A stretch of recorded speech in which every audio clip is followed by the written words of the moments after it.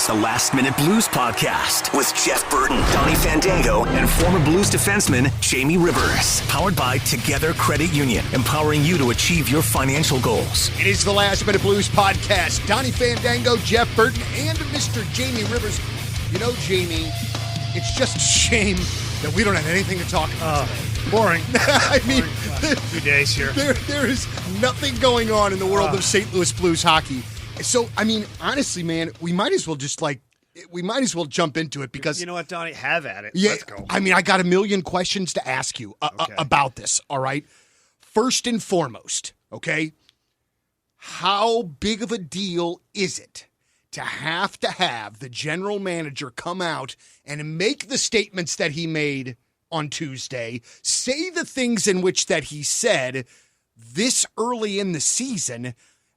You know, like, part of me wonders if maybe in my head I'm kind of blowing this out of proportion a little bit, but I'm just curious to know. What talk about that part to me. Yeah, so I look at it differently, having lived it a few times. And now there have been a couple of times where the GM comes down and just absolutely lambastes everyone in the locker room, and that's never a fun thing. But this, I don't view it as that kind of a meeting. I view this as a meeting of, Doug Armstrong showing the team that, like, everybody's a part of this. It's not just the players. It's not just the coaches. It's not just the locker room. It's the general manager. It's the scouting staff. It's everybody else is involved. Tom Stillman was at the rink that day. Like, so what the message I got from it was, listen, nobody's going anywhere right now, but this needs to change. Immediately. And if it doesn't change, here's kind of the pecking order. It's going to be the players that go, and then maybe down the road we look at another coach. But right now the coach isn't going anywhere. Right. He's done it with young kids. He's done it with the veterans. He brought a team to the Stanley Cup Championship. Like, he's not going anywhere. He's not the problem. You guys are. And very seldom does a GM ever kind of lay it out that way, because we all know what it's like. Players or the coach goes. Because it's easier to get rid of one entity than it is, 25. Right. But I really believe Army when he says that Chief's not going anywhere. And I really believe him that if everything doesn't change or get better, that he'll trade players. Yeah. He'll start moving in a different direction. Okay. So, all right. So to me as a fan, I loved hearing him say that about Coach Berube. Because as you know, man, I'm a big fan of that guy. And I think we all have many, many, many reasons to be a big fan of Craig Berube. Absolutely. But, man, we're not seeing it from our guys. We are not seeing them play play up to what they're capable of playing, but also, too, it's still so early in the season. I try to keep that in mind and not freak out. But this team is better than that, Jamie. This team is pure and simple, way better than what they're showing us right now. They are, and the good news and bad news is it's effort-based. Right. No, seriously. It's not personnel. Like, I don't think if you look at the roster, I don't feel like, ooh, this player is not good. This player doesn't belong in the NHL. I don't see that. So the good news is you have the horses that can get the job done. The bad news is they're not getting it done. Right. And it's not all of them, but it's enough of them that you're not winning hockey games. So you get a little readjustment here. They've had a couple of pretty good practices. One was very, let's say, blue collar. Small is area. that the one where Berube was on the whiteboard instead of where Ott's normally on the whiteboard? Yeah. That kind of stuff. I don't know if Chief said 2 words without dropping an F-bomb in between of all of them, as he should. And then they did a small area battle drill for like 40 minutes. And those stink. They stink. And then you had up-pace practice the next day, and it's time to turn the page. Let's go. Let's get after it. Right. So the good news is that the players have recognized, what the problem is right now. There's no mincing words. Either Ryan O'Reilly, I wouldn't agree with what he's saying, but he's like, I've been horrible. Yeah, I saw that. And that's your captain. Braden Shen, as of this morning, talking about how, don't worry, you will see an effort tonight. Almost like the guarantee of you're going to see an effort tonight. That's all this team needs to do. Is if they play hard, they'll win hockey games. Yeah. They're too talented not to. So that's the one thing that I've noticed is in the forecheck, the neutral zone, the defensive zone, it's just been too inconsistent and not everybody always on the same page. And for the Blues to be a successful team, they have to be connected out there. They have to be a five-man unit connected. And Craig Berube loves the word predictable. Yeah, like when you're not winning hockey games, when you're not scoring a ton of goals, you have to be predictable so your line mates know exactly what the hell's going on out there. So I'm excited for the game against the Islanders, and I think the players are handling this the right way. I think one of the things about Craig Berube hockey, one of the reasons that I like it so much, is because, dude, it's pretty crystal clear when it's working and when it's not. You know what I'm saying? And again, it's just Dexter and I went to the game on Saturday. Against the Canadians. Woof. You know what I mean? Like, woof, And so it's just, I mean, you see it. You see when they're not moving their feet. One question that I have, and I know that, man, rumors are rumors, and they are what they are, but I have heard a couple of different stories concerning individual players not being happy with the effort of maybe certain other players on the team. Well, I think that's natural. How is that handled in the locker room? How do you literally come after me and go, dude, it's not good enough? What you're doing is, I mean, how can you talk about that conversation, well, especially when it's with a veteran and a younger player? Yeah. Well, it has to be a veteran and a younger player. Like, it can't be a young player calling out another young player unless he's perfect out there. Mm-hmm. So the resume speaks in this one. So we talked about this on the fast lane. I said the guys that can get away with it are O'Reilly, Schenn, Krug, Falk. It's probably the four guys that can get away with it just based on their experience. Brandon Saad will be up there, but it's not his personality. Nick Leddy could do it. It's not his personality so much so. So I think that those four guys can basically call out anybody, even each other. And it's respected, and it's like, okay, I got you. I think it has to happen. Yeah. Like, it's one thing to have a team of guys who get along all the time. That's great. Everybody gets along. Everybody talks about, they're great friends. Okay, I need an a-hole every now and then that says, this isn't good enough. Right. Like, I like you, and I'll go have beers with you, and like, we'll go take a vacation to family. But right now, what you're doing out there is not cutting it. Yeah. And we need more. And if that player can't respect that when you get called out like that, then you don't belong in the business. Mm-hmm. You're looking for a cushy little, you're the best all the time. Yeah, Here's pat him on the head. Here's millions of dollars and you're the best. It Yeah. doesn't work that way. It doesn't work that way. Not unless you're winning all the time. If you're winning and you're putting up a ton of points and this and that and the other, some guys get away with it. There's guys that go a whole career with not being a great teammate or a hard worker, but they put up 60, 70, 80 points a year, and they play on teams that make the playoffs, and no worries. whatever. You live with it. Mm-hmm. It's not the case right now. You're not scoring goals. You're losing hockey games. The effort, it's apparent to anybody in the building, watching on TV, whatever, that not every guy is going on every shift.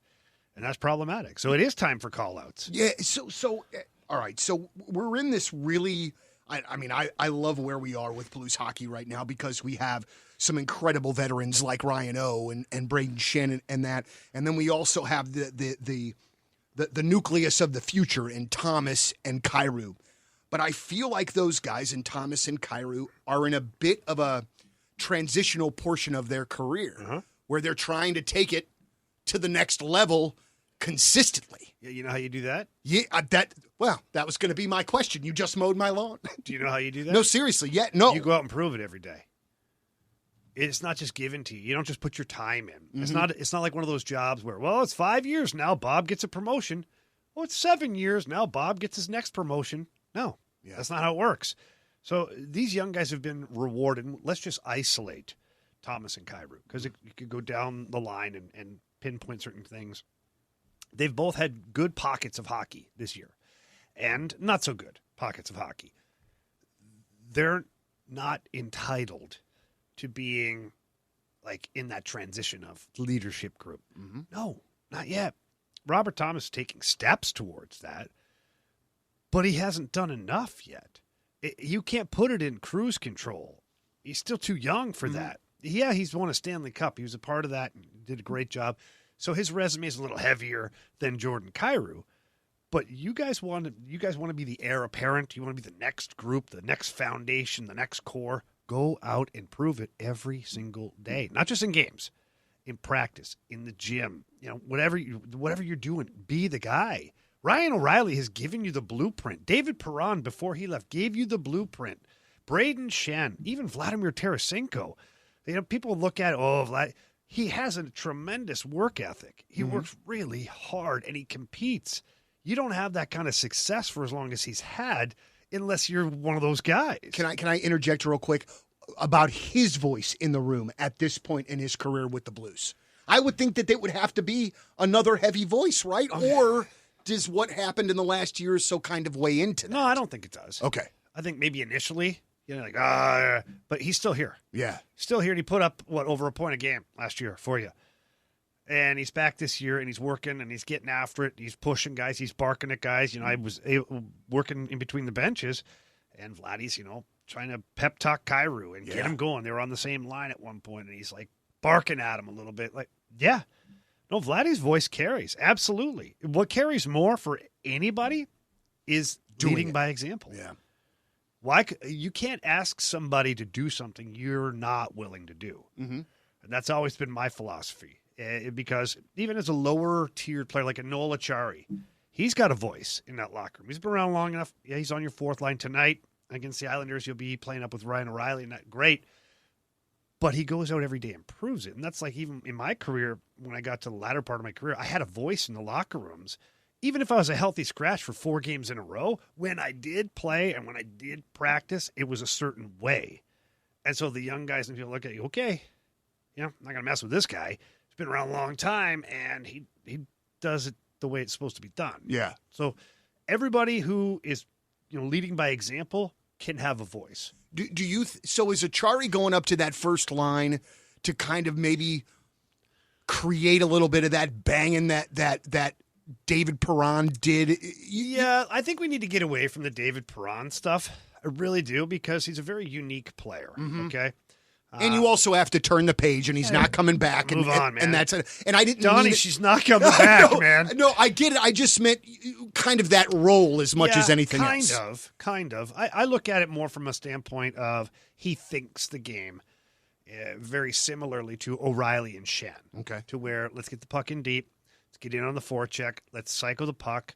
Let's work it down low. Let's get some net front presence. Really simple hockey, but with a tremendous amount of work behind it. I think that's why it works.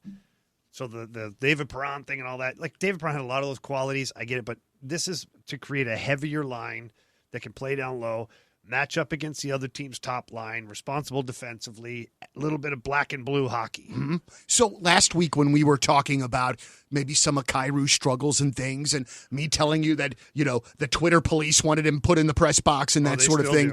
Oh, they absolutely do. But one of the things that you even said was maybe we don't put him in the press box, but maybe it's a bit of a line demotion, as it were. Uh-huh. And tonight, it looks like the number 3 line will be Kyrou Thomas. Is this that sort of thing that you're talking about? Yeah, maybe. The Blues are a very unique team to where I don't know what the first line is and what the third line is. Sure. Now. Very interchangeable. And nobody has jumped out ahead of anybody else. So it's not like one line is just scoring so many goals. You're like, that's your number 1 line. Mm-hmm. No, your top scorer right now, one of your top scorers is a defenseman. So nobody's line is doing it. Braden Shen's been on 3 different lines this year. He's your next top scorer. He's tied for the team lead. So I don't look at it as first, second, third line. I look at this one tonight as it's a different look. It's a different option for these young guys. You get Thomas, Kyrou, and Jake Neighbors, 3 young guys. I look at it one of 2 ways. It's going to be really awesome, playing with a lot of speed, dynamic, energy, or it's going to be really bad because of the lack of experience. Thomas has played quite a bit. Kyrou's got a seat, but he's still really young. Neighbors has very little to no experience. Yeah. But again, some of that can be beautiful. Some of it can be like, we don't know any better, so we're just going to go play. Sure. I'm telling you, my very first games in the NHL, I was way better. I was in a way better mental space than I was 3 years into my career. I didn't care. You probably weren't thinking as much? When I was 19, I was like, yeah, I belong here. What are you talking about? I should be playing right now. Mm-hmm. Well, you're really not good enough. A bull, I can play. Give me the puck. Right. And I did. I just played. Then you get 3-4 years in, you're kind of like, I don't want to make a mistake tonight. When I was 19, I was like, I don't even care. So there's some of that element, too, that's beautiful about it, because these young guys that go out there, they're going to make mistakes. Kyrou's going to turn the puck over. Robert Thomas is going to pass up on a shot, for sure. And Jake Neighbors, he may not get a puck out of the zone. Whatever. It's going to happen. They're not the only ones on the team that's going to happen to tonight. So let's see what they've got. They've got a lot of speed, a lot of creativity, and they've got something to prove, too. These young guys, they know. They're like, okay, everybody's going to be looking at this line, the kid line, Let's go show them what we can do.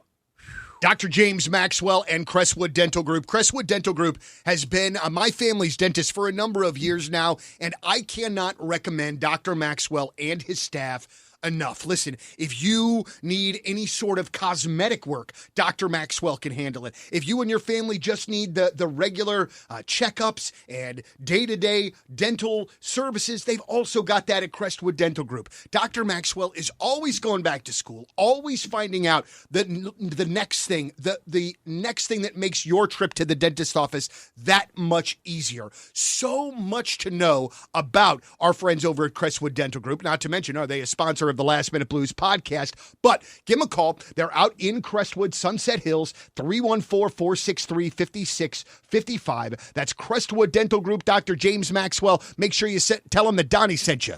And I believe the Islanders have won 4 in a row, if I'm not mistaken. If you're into that sort of thing. if you're into winning streaks and that sort of thing. Are you, man, and I feel like you're a good person to ask about this, because unlike me, you wait until the very last millisecond to hit the panic button. But how concerned are you about this team right now? The Blues? Yes. I'm not concerned. 5 in a row is a lot, okay? It is. It's a lot. And it's just something we're so unfamiliar with, man, for real. So much season left, though. There is. So much hockey left. Let's just go back to 2019. That's right.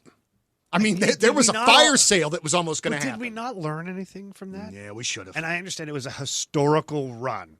I'm not even insinuating that that's what's lying ahead for this team. But you were terrible. You were not good. The pain that we're feeling and seeing in the players and the interviews, that went on for weeks. Yeah, that's right. It wasn't 5 games. It was like win 1, lose 2, win 1, lose 2, win 2, lose 3. It was like not great.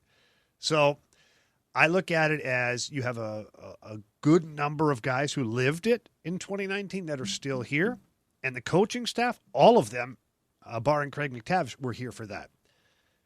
They have a reference point. Mm-hmm. And Craig Berube has already started using some of the same terminology as he did in 2019. This is a really good hockey club. They're really good players.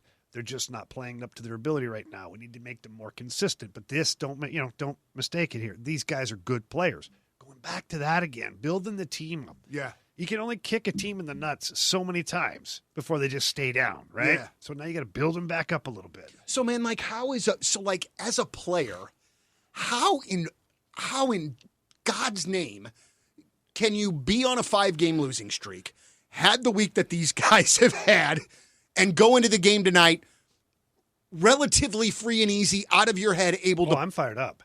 You're fired up. I'm fired up. So it's on your mind. So you're using that as motivation to go out there tonight and to kill somebody. Right after Doug Armstrong's meeting, I'm counting the hours until the next game. Mm-hmm. Honestly. Yeah. Because you can control your outcome.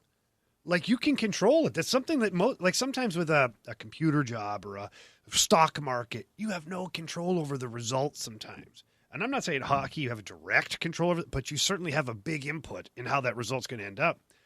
If I'm the Blues tonight, it's really simple hockey. Move the puck up the ice, get it into the offensive zone, get it in on the forecheck, work them down low, and then when you turn the puck over or the other team gets it, everybody back to the house as hard as you can. 40-second shifts. I don't care. It doesn't have to be long. Come at them in waves, and every single time there's somebody there, you hit them. Every single shot you block. You can just fabricate intensity in a hockey game to where you're just involved. Mm-hmm. They have a great opportunity to maybe they don't win the game. it happens. Okay, maybe they don't win the game. They have a great opportunity to look more like they should starting tonight. I think that's the thing as much as anything else to me. It's just them starting to look like themselves. This is I meant to ask you this question a lot, and this is probably a stupid question, but are the shift lengths the same for the forwards and defensemen? Relatively. Like, there's no set time, right? Like, you as a coaching staff, you'll be like, quick shifts. And, like, at that point, you're like 35 to 45 seconds. And, when I coach, I call it, you can fabricate energy and speed with smoke and mirrors. And what that is quick shifts. So that your guys are hitting the ice more often. And the other team now, they start to, their energy bar, they drain it, and it's harder for them to get it back. Yeah. As far as and when you're going 30, 35, 30, 35, and you're coming at the other team in waves, you seem like a faster team. It's only because every line that hits the ice has more energy in the tank than the line they're playing against because they're extending their shift too long on the other side. Boy. So I look at it as tonight would be a, 35 to 45 second first period. Every friggin' shift, that's it. Waves. Boom, boom, boom. Puck out of the zone, into the neutral zone, into the offensive zone, get to work. Puck comes out, transition, put the puck back in, change. Like, boom, quick. Yeah. Force the Islanders to try and keep up with you. Boy, oh boy. I'm excited. I'm ready to turn the page. I gotta talk to you about this real quick. Oh boy, here this is no, this is not serious comparatively with what we've been talking about for the last 20 minutes. But so I told you that my youngest son and I, Dexter, got to go to the game on Saturday. Yeah. And we had an absolute blast. My Dexter, like, I try to get him into sports. It's just not his deal. All right. So when we're going to the game, it's the presentation. It's the stuff in between the whistles. It's the food. It's all of the other things, right? So one, he was on the Jumbotron for the very first time. Did you get a video of it? No, because it was so quick. So that was incredible. But also too, man, I always have loved to go to sporting events because of the food. But at the Enterprise Center now, you are in a league, a world of food that is at your disposal during that game. That's just unbelievable, man. So Dex and I had Shake Shack. I was going to say, did you have Shake Shack? Before the first period started. All right. So we did that. And then come about the middle of the second, Dexter's like, Dad, I'm kind of hungry again.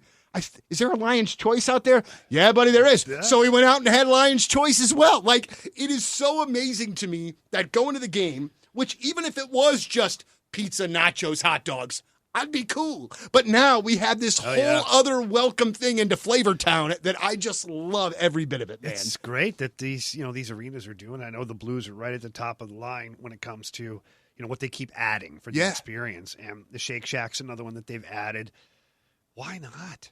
You get these partnerships, and if people are happy at the game, if they're spending more time there, because people used to go eat before the game, and then, just kind of whatever. Not everybody liked the pizza, nachos, hot dogs. Sure. They'd be like, we're going to go eat downtown. That way we're full, and then we'll have a couple of drinks during the game. Yeah. Maybe a popcorn. Okay, great. Now people are like, hey, I'm getting to the rink early. Yeah. Why? Because I want to get some food.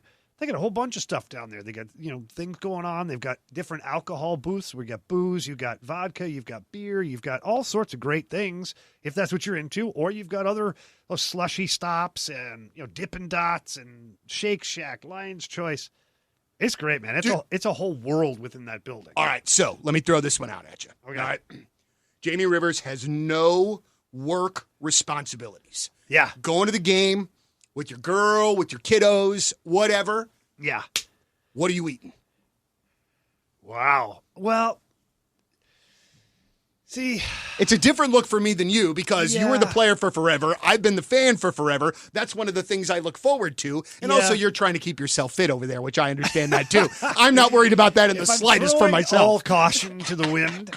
I'm definitely hitting the Shake Shack for sure. I got to do that. Mm-hmm. I'm getting nachos. I don't even care. Ballpark or hockey arena nachos. I know they're not a delicacy, but they're so damn good. Dude, so good. They're so damn good. And I've got to have some beers. Mm-hmm. I'm not going foofy drinks. I want a big old can of beer and drink that. And that's kind of my go-to right there. Maybe a little popcorn. maybe a hot dog. I don't know. Depends how much I drink, Donnie. Dude, there is not a lot of things that I'm turning down. No, I'm thinking about the menu in my head right now. I'm like, I don't really. The word is yes. Yeah, it was so great though, man, because we got there plenty early, so we had already eaten by the time the game had started, and so there was one point where I really, this is something we've talked about on the podcast, but my son very much loves the ladies. And so there was one of the Blues Cruise members that was right by our seats. And so Dexter just starts locking eyes with her and starts doing the thing where he's with his eyebrows, like moving his eyebrows up and down. The rock. Right. And I'm like, buddy, we got to have a talk about how you talk to girls as your life goes on. He's still young enough where I think that they think he's cute, but boy, that's gonna evaporate real quick into creepy land. You're gonna have to polish it up a little bit, right? for sure.